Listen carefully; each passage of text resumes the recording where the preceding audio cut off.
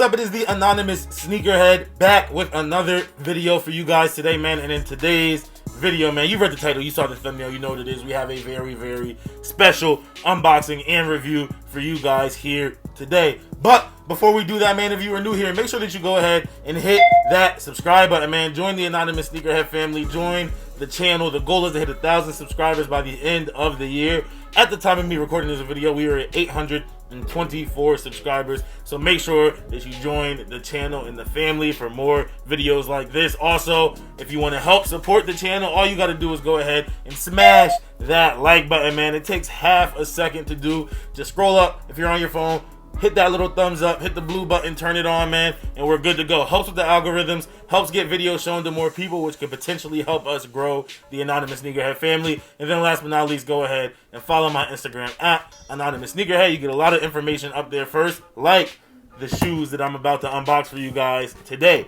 So, let's get into it, man. These actually are not a personal pair, just so you know. If you follow the Instagram, you would see that I caught an L on these. And these actually did come out yesterday on Sneakers. But I was fortunate enough that a friend of mine, this is why it's so important to have friends. I was fortunate enough that a friend of mine was able to have hit on the early access a little over a week ago. And they just got in last night. And he was able to drop them, or I was able to pick them up from him this morning. But without further ado, let's get into this video, man. Nike, chill out with the Just Ride Me tape, you know what I'm saying? But let's get into it. Bang.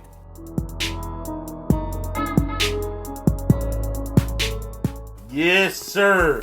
So y'all see the box right now, man. The Swiss cheese style box that we've grown accustomed to with off-white releases, things by Virgil. Now, the one thing I will say, the last off-white shoe that I had for a personal pair was the Waffle Racer. And that was one of the first shoes they did that, and they also did the Vapor Street and the Kiger. And with the holes on the box, you could just reach right into the shoe. But now they do have the plastic windows on there, which I think is a great touch. Still gives that look of holes on the box. But we also have the protection from the elements with the plastic right there. So it is a semi-deconstructed Jordan 5 box. Enough talking about the box. Let's get into the label real quick. Right here we have the Air Jordan 5 Retro SP, and the colorway is Sail, Fire Red, Mousseline, and Black. And this is a size 9.5. Like I said, this is not my personal pair, but a friend of mine let me review these, and these did retail for $225, man. Now let's pull the top back and see what we got in here. I've not seen these yet. I don't know presentation-wise. Okay. So we get the clear off-white paper, which is pretty cool, pretty neat. The clear off-white plastic wrap, as you can see right there, that's actually pretty dope. Peel that back, and bang, we're gonna take out the left shoe right here. Matter of fact, I'll take out both of them because I'm gonna take some B-roll shots that you'll probably see running at some point in this video.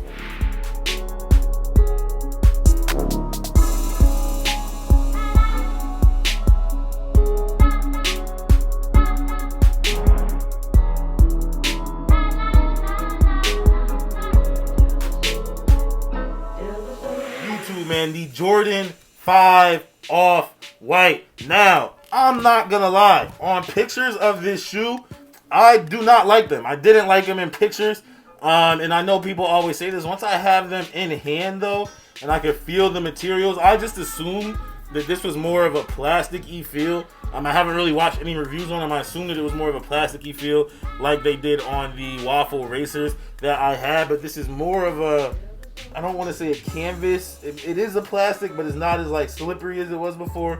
It's a very, very interesting material. Those of you that have them in hand know what I'm talking about, man. These are nice, actually. I'm not gonna lie. We have the aged outsoles right there with the Jumpman, and we do have the Nike on the bottom, which is dope. But it is aged, obviously, to look like an older version of these right here, the Jordan 5 regular Fire Red, right? So you can see the comparisons. We got the ice versus the age. Obviously, the size is different. Both do have Nike Air on the back, as I can show you right there. I'm gonna throw that to the side right now. So they do both have the Nike Air on the back. the 23 on the heel, and then the holes for potential customization around the shoe. I know when the last pair came out, the black pair, a lot of people were going around and cutting these holes out right here, cutting this one out right here. If I own these, I would keep this just how it is. We do get 2 pairs of extra shoelaces right here with the iconic, now iconic off-white shoelaces on the tips of them. I don't see it on the red one. There it goes. You can see the shoelaces written there. And I'm sure we also have it in here on these laces if I could find them. Well, I'm not going to take the shoe apart too much just because this is not my personal pair. And I know homie's trying to resell them, so I'm not going to do that to him. But absolutely dope shoe, man. You guys can see on the inside of the shoe right here, we do have our traditional off-white branding that we do get on the inside of every single off-white shoe. Here we have, I can't even really read it, but off-white. I see Jordan 5, Beaverton, Oregon, 1990.